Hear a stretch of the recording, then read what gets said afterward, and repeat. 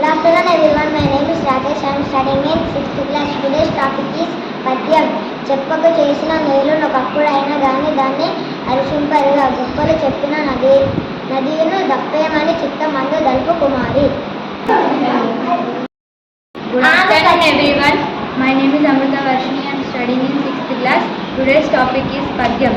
కొడుకులు పుట్టరంటచు నేడుతూ రవివేకు జీవన భ్రాంతులై కొడుకులు పుట్టరే కౌరవేంద్ర కునేకులు వారిచే నేగతు వడిసె ముద్రులు లేని యశకునకు బాటిల్లని దుర్గతులు చెడునే మోక్ష పదం ఒక పుత్రకునకు శ్రీకాళహస్తీశ్వర భావం. శ్రీకాళహస్తీశ్వర నాకు కొడుకులు పుట్టలేదే అని తెలితకు వారు బాధపడుతుంటారు. ధృతరాష్ట్రనకు 100 మంది కొడుకులున్నారు. వారి వల్ల ధృతరాష్ట్రనకు ఏమేదో జరగలేదు. అదే శుకమహర్షికి పుత్రులు లేకపోయినా మోక్షాన్ని పొందాడు. కాబట్టి పుత్రులు లేనంత మాత్రాన ముక్తి లభించకపోవడం జరగదు. Thank you.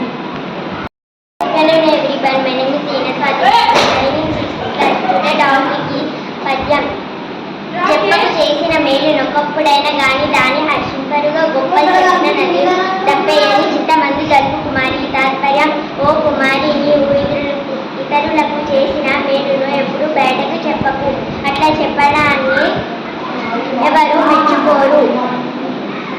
గొప్పలు చెప్పడం కూడా తప్పు అని తెలుసుకో.